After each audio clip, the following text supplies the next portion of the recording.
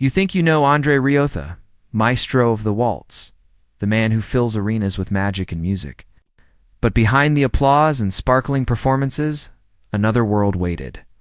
When the garage doors slowly opened, dust swirled and sleek cars gleamed, yet one corner held something no fan could have imagined. Inside was a side of Andre Rieu the world had never seen, and what they discovered left everyone speechless. His name echoed in concert halls around the globe. He was the king of the waltz, a man whose music lifted spirits higher than the brightest stage lights. On stage, he radiated charm, every smile precise, every bow graceful. His concerts were more than performances. They were grand celebrations filled with elaborate costumes, flowing movements, and the enchantment of centuries-old waltzes brought to life. Audiences cheered, cameras flashed, and for a little while, the world felt lighter and more beautiful. Yet behind the glittering curtains and standing ovations lived a much less visible reality. Born in Maastricht, Netherlands, Andre grew up surrounded by music and shaped by the quiet discipline of his family. As the son of a violinist, inherited both a passion for melody and a fierce determination to succeed. Music was never just a calling. It became a pathway to something greater.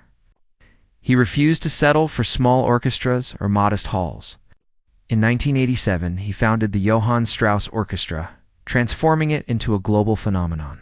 His ambition expanded beyond performance into business, and soon he was not only an artist, but a maestro entrepreneur, building a personal empire. Success, however, came with struggle.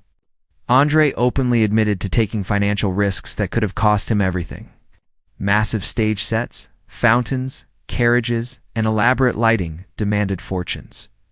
There were moments when the balance sheet glowed dangerously red, and even a world-renowned maestro felt the crushing weight of doubt. Behind the confident smile, the perfect bow, and the joyful music, he faced fears few could imagine. The world saw Andre Rieu as a symbol of romance and joy, man who made music feel magical. In quiet moments, he faced the echoes of regret, the shadows of risks that had nearly broken him. The dazzling persona he showed the world hid a constant tension beneath the surface.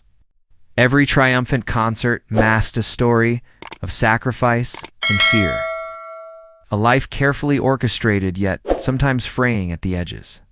When the lights dimmed on his public image, a much deeper truth emerged.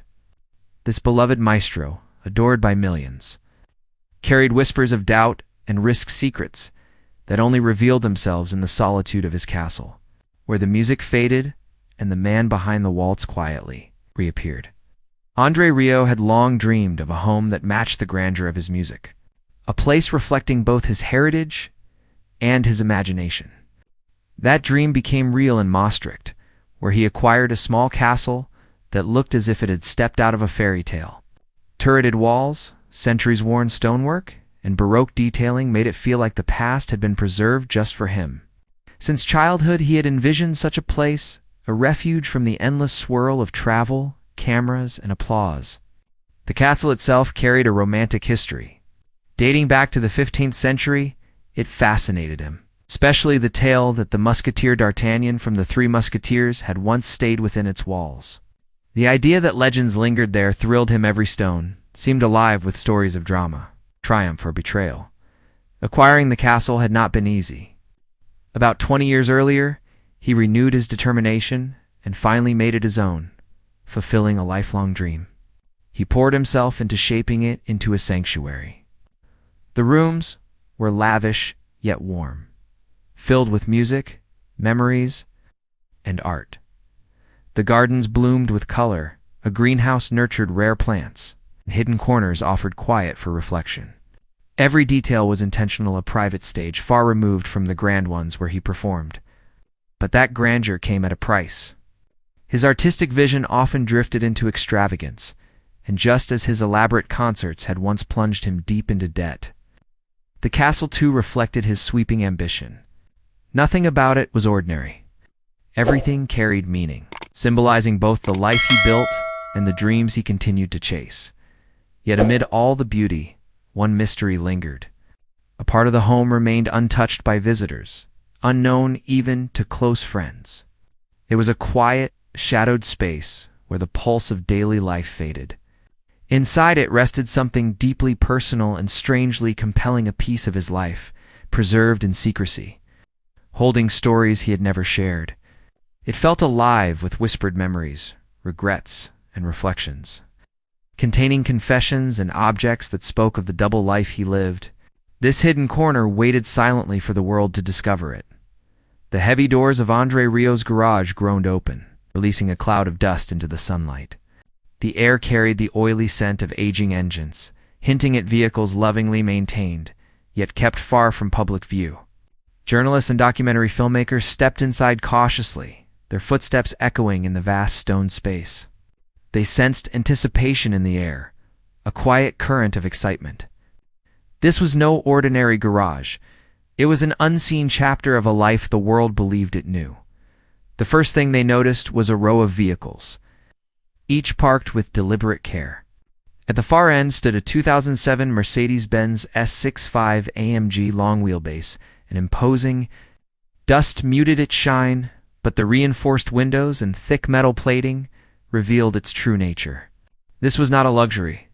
It was an armored fortress powered by a massive 6.0-liter V12 twin-turbo engine with around 612 horsepower. Rieu had once listed it for sale, noting its 109,321 kilometers, roughly 67,900 miles.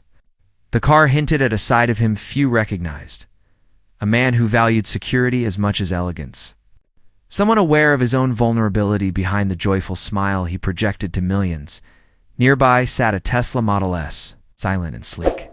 Unlike the armored Mercedes, the Tesla reflected modernity and conscious choice, a turn toward sustainability, and understated sophistication. Together, the vehicles revealed surprising layers of personality. He was cautious and daring, traditional and forward-looking, a man balancing fame's demands with personal conviction. But the most startling discovery wasn't mechanical at all. In a dim corner, half hidden beneath a cloth, lay a small envelope. It was old, slightly creased, sealed with care. Inside was a handwritten letter from Andre himself. The words carried the weight of past mistakes, quiet fears, and unspoken emotions. They exposed moments of doubt, sacrifices made in pursuit of beauty, and the steep price of ambition. The vulnerability in the letter was unlike anything he had shown on stage. Suddenly, the garage became more than a place for cars. It became a vault of secrets, a space filled with history and truth that had waited patiently to be found. The letter revealed a private world far removed from glowing lights and adoring crowds.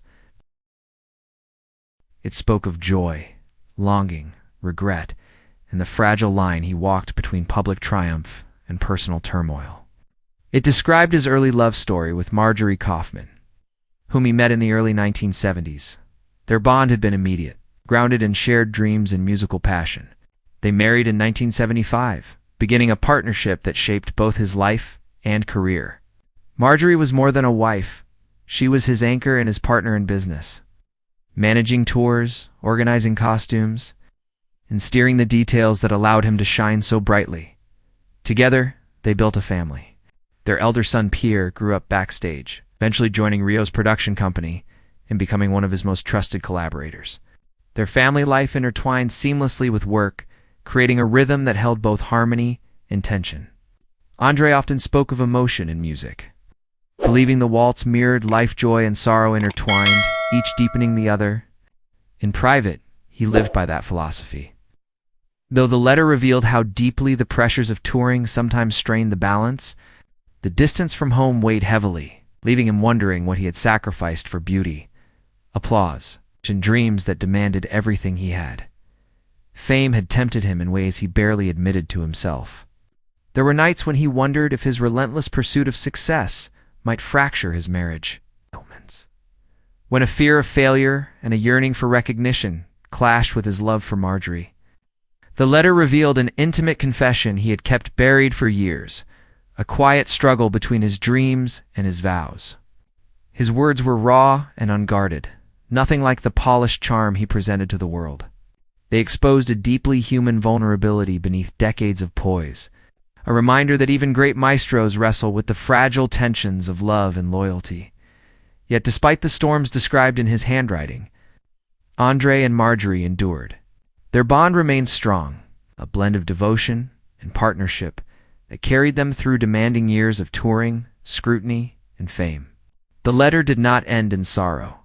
It celebrated resilience, the private victories that come from choosing one another again and again, the quiet understanding that allowed them to survive the weight of the life they built. His love story, often presented as simple and idyllic, revealed unexpected depth and tenderness. The hidden confessions hinted at struggles that shaped him, private battles echoing the very highs and lows woven into the music he shared with the world. The letter also held years of doubt and internal conflict. In his own hand, Andre reflected on sleepless nights spent worrying about finances, criticism, and the balance between art and spectacle. He had always embraced grandeur concerts that shimmered with lights, elaborate staging, and sweeping emotion. These artistic choices made audiences adore him, but they also attracted criticism. Classical purists accused him of sacrificing purity for showmanship, claiming he made the waltz too commercial, too theatrical, too accessible. Their words weighed on him long after applause faded. Financial risk followed him constantly. His ambition stretched far beyond the stage. At one point, he poured everything into building a full-scale replica of the Schönbrunn Palace for a single concert. The project reportedly plunged him into 34 million euros of debt. While audiences were stunned by the beauty of the spectacle, accountants and critics were not so forgiving. Yet he had placed these enormous bets on the belief that music, beauty, and wonder could change people in act of faith, even when failure loomed. Criticism came from every direction. Envy sprouted quietly. Some insisted he was merely lucky, that his timing mattered more than his discipline. He heard these remarks more often than he ever admitted, but he countered them with the truth of his own experience. Every performance, every decision, every ounce of success had been built through decades of work, late nights, and relentless planning. Balancing the serious musician with the popular entertainer weighed constantly on him. Running his own company was another challenge entirely. Paying a large orchestra, building grand productions, and sustaining a global brand meant enormous financial strain. Rumors of extravagant spending circulated, adding to public pressure. The letter laid bare the fears he carried. He worried about disappointing the people who trusted him, the musicians, staff, and fans who believed in his vision. Still, he rebuilt each time he faltered. His charm, loyal audiences, and unwavering dedication helped him recover from even the darkest setbacks. By the end of the letter, a quiet determination emerged, a testament to the resilience that had defined his journey from the beginning. Though the world called him the king of the waltz, behind the sequins and applause was a man battling his own expectations, his own pursuit of perfection, and the heavy responsibility of turning passion into art. In 2010, he battled a viral ear infection that affected his balance, an especially cruel blow for someone whose entire livelihood depended on precision and coordination. Concerts were postponed, schedules disrupted, and the stable rhythm of his life suddenly wavered. Fans expressed concern, but few could grasp the panic he felt as he tried to steady himself, forced to confront a body that seemed to rebel without warning. Years later, in 2024, another viral infection reportedly struck his vestibular nerve, again forcing cancellations and threatening the delicate machinery of his work. Tours required enormous preparation, from paying musicians to arranging elaborate stage designs. One canceled performance was more than a personal disappointment.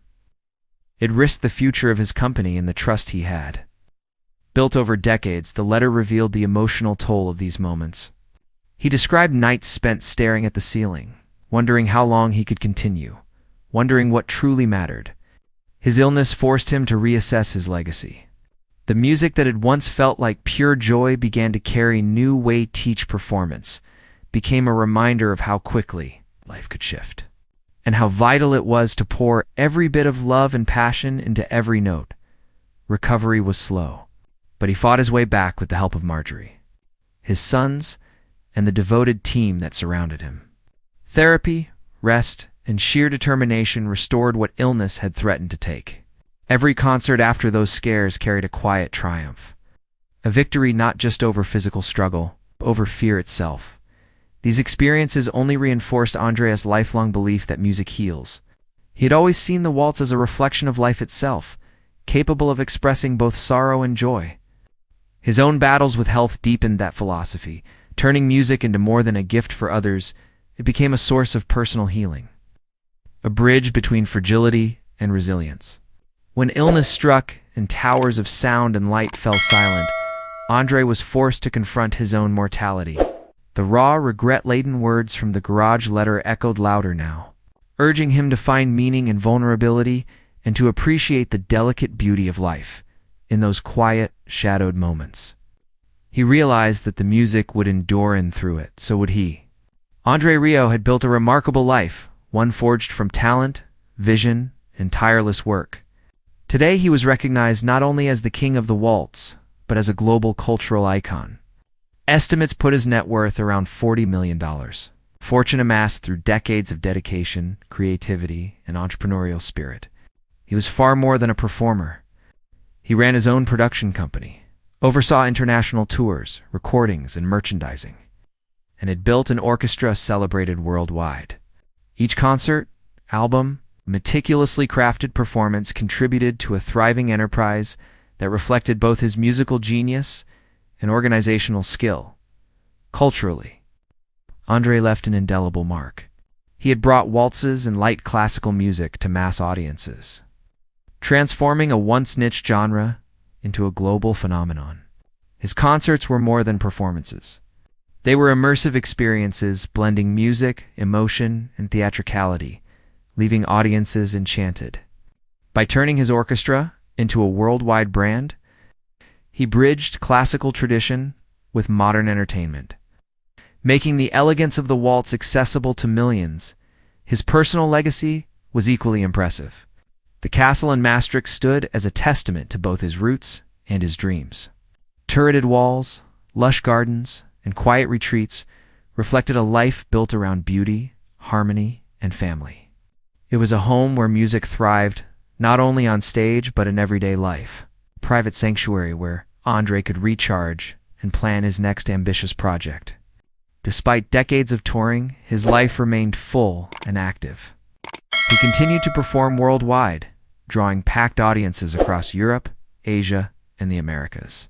Touring had become a rhythm of life, a way to share his music while maintaining the vitality and energy that had defined his career. Even with a demanding schedule, he balanced work with rest and reflection, ensuring that both his personal life and professional ambitions flourished. Family remained central to his world. Marjorie continued to play an integral role, overseeing tours, costumes, and logistics, while their sons, particularly Pierre, worked closely in the production company. Together, they safeguarded the orchestra's legacy and Andre's vision, passing decades of knowledge and values to a new generation. Looking at the present, Andre's life was a blend of achievement, joy, and purpose. His concerts continued to inspire, his orchestra remained a global cultural force, and his home and family offered grounding and warmth. He had built more than wealth, he had created an enduring legacy of music, love, and vision.